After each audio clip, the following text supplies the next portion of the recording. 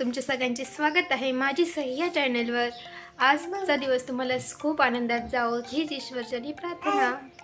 सई खूप सकाळी उठते, माझे पण पहिले उठून जाते, मला पण उठून देते। बघा ही सई किती किती नाटक करते बघा।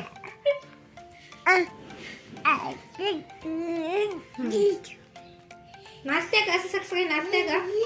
पिल्लू इकडे, ए पिल्लू, सई, ए सई, फ्लँक इज देणे फ्लँक। रोज सकाळी मी अशी अंगणामध्ये रांगोळी काढत असते। अशी रांगोळी काढणं खूप चांगलं असतं, आपल्या घरात प्रसन्नता निर्माण होते आणि खूप प्रसन्नही वाटतं। तर तुम्ही पण रांगोळी रोज सकाळी काढत जा।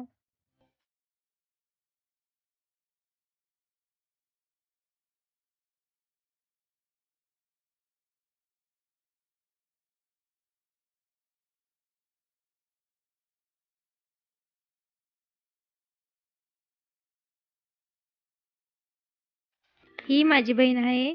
तर मी आता माझा पार्लरचा क्लास चालू आहे। तर आम्हाला क्लासमध्ये हेअर कट करण्याचं शिकवलं।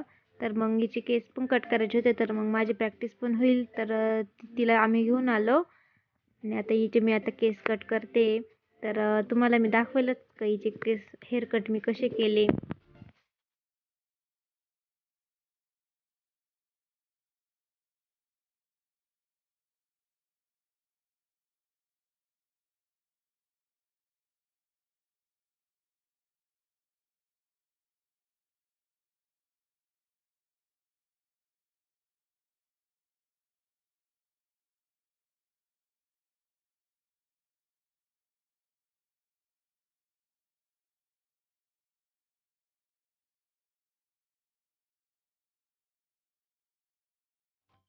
हॅलो, आता आम्ही करणार आहे तिखट जिलेबी।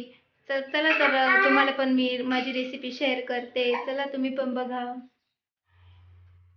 तिखट जिलेबीसाठी मी थोड्याशा मिरच्या, लसूण आणि शेंगदाणे आणि कोथिंबीर बारीक दळून घेतली आहे। आणि आता हे उडदाचं पीठ आमच्याकडे गिरण आहे त्याच्यातच दळले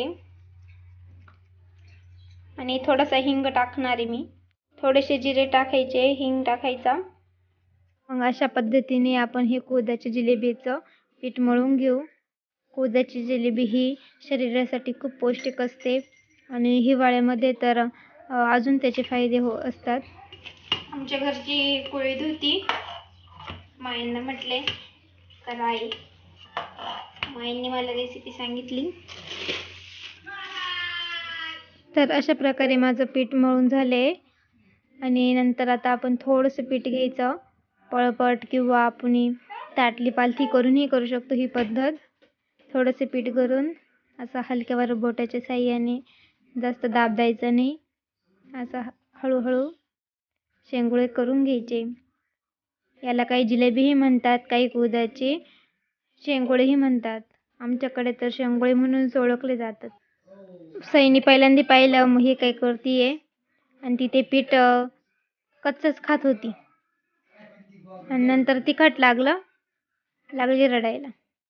मी एका साईडला शेंगोळे करत होती आणि दुसऱ्या साईडला मी गॅसवर पाणी ठेवलं होतं आणि त्या पाण्यामध्ये थोडेसे जिरे आणि थोडेसे तेल टाकून असे पाण्याला उकळी आल्यावर त्यानंतर आपण केलेले शेंगोळे असे पाण्यात सोडून द्यायचे व मध्यम गॅसवर ते शेंगोळे पाण्यात शिजून द्यायचे। उडदाची जिलेबीची रेसिपी एकदम सोपी आणि साधी आहे आणि शरीरासाठी पण हे खूप उपयुक्त आहे। तर तुम्ही पण या हिवाळ्यामध्ये करून बघा।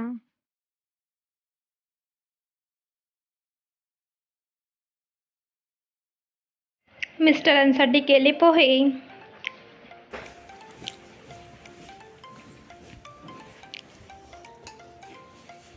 गरमागरम जिलेबी तयार। ही हिवाळ्यामध्ये खायला खूप छान लागते। तर इथंच माझा व्हिडिओचा एंड करते। तर तुम्हाला माझी उडदाची जिलेबी कशी वाटली हे कमेंटमध्ये मला नक्की सांगा। आणि आज मी माझं हेअरचं कट फर्स्ट ट्राय केलं आहे, तर तेही माझे प्रयत्न कसा आहे तेही मला सांगा। आणि जास्तीत जास्त लाईक करा, शेअर करा आणि नवीन असल्यास सबस्क्राईब